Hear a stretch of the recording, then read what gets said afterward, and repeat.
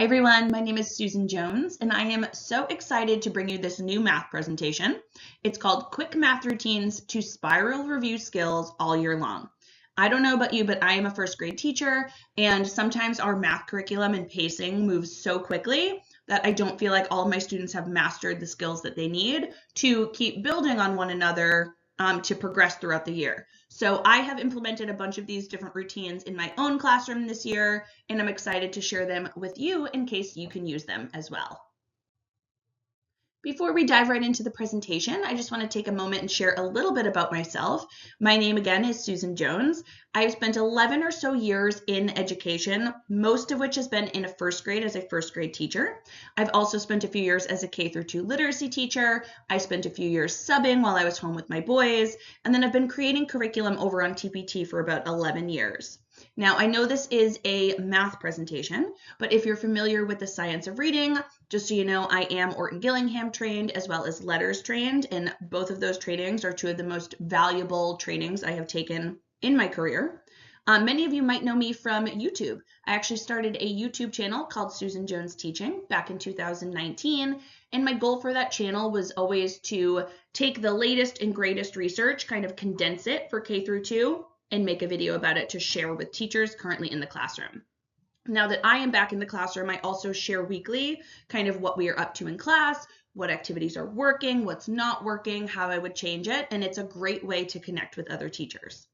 I do live up here in Massachusetts, and like that last bullet point says, I am always learning. I am a forever educator, forever a teacher and a learner, and I just love to get new information about how to teach my students in the best ways possible. I assume you are like that too because you are here at this conference, and I'm excited to get started.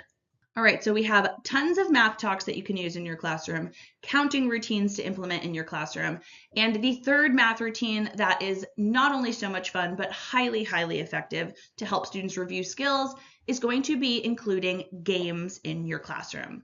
Now, you might be thinking, well, okay, you might be thinking a couple things. Number one, you might think I already include a ton of games.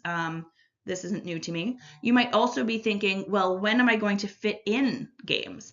I, as somebody who plays a lot of games in my classroom, am always kind of shocked when teachers are like, I don't have the time to. We have to do, independent practice, and we have to have students doing guided practice. But we don't want to miss out that guided practice can be in the form of a game as long as students know how to play it.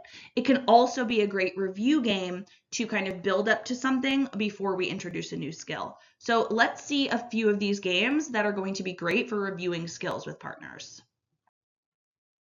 All right, so I'm just like with the math talks, I'm going to share some examples of these games that I love using in my class in first grade that I use all the time, but I'm also going to just give some general tips about playing partner games.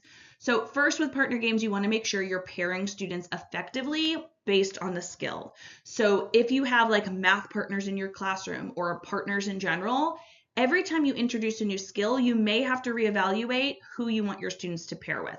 Most of the time, I'm sure their partnerships will be fine, but as you move from addition into place value or into time or into measurement, maybe your students, the pairing that you had, you might have to switch it up.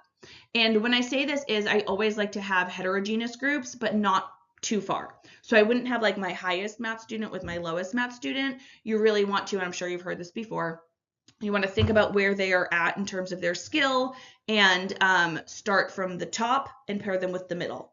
And then go to the next top, pair them with the next lower one going down. So that way there's not a huge gap in between them.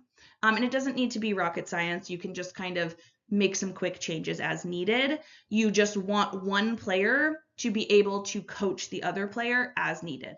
And if you end up with like a pair of students that cannot do the skill, then A, maybe that's not the right review game for them. Or B, maybe this is a time that you pull them back and you're playing the game with them while everybody else is off playing the game independently. You also want to always offer concrete materials as needed, as well as a whiteboard and marker as needed. Again, think about that CRA method. With any of my games, whatever skill I'm having students practice, I don't just want to leave them high and dry with the abstract. If they need cubes to figure out the answer, or if they need to draw something to figure out the answer, that should always be available to them. And then I like to really repeat games often.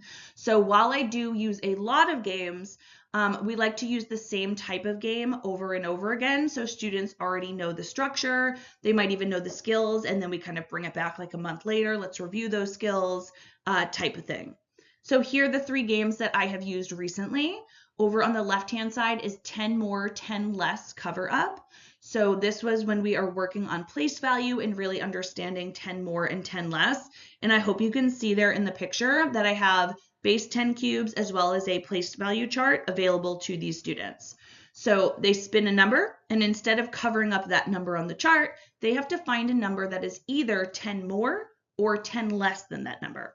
So when you're thinking about that skill, there's a lot there for students to have to understand. So that's very abstract. They can either add 10 or they can subtract 10. They're looking for 2 different numbers in a grid. So first I just have them build the number on the board, and then they can either take away the 10 or they can add a new 10 to find what number they're looking for. Again, giving them those materials. The next one in the middle is Race to 50. This is a classic kind of regrouping place value game where students will just practice going back and forth, rolling a die, and then they have to add that many cubes. And every time they make a 10, they have to regroup and exchange it for a tens rod and put it down there. So that's a game we love. That one, I like that it has both the abstract, the numbers that they can see there, as well as the concrete that they're using within the game. Next, we have over on the right, this is more of an abstract game. Cubes were available. I think only 1 pair of students needed to use cubes when we practiced this game back in the fall. And this is called Make Me 10. Students will simply spin the spinner up at the top, and in their game board down at the bottom, they have to color in the friend of 10, the number that would make 10 with the number that they spun. So this one was more of like a fluency game. Let's see how quickly we can identify that friend of 10 and color it in our grid. Also, I don't even think this needs to be said, but what I love about games is that they teach students to work together. I often do have a winner and a loser. That is something that is part of our life, and I do like students to recognize and be okay with. They cheer each other on, they coach each other on. I also have games where they have to work together to build something or to work together to finish the game. So these types of games are just some of my favorites.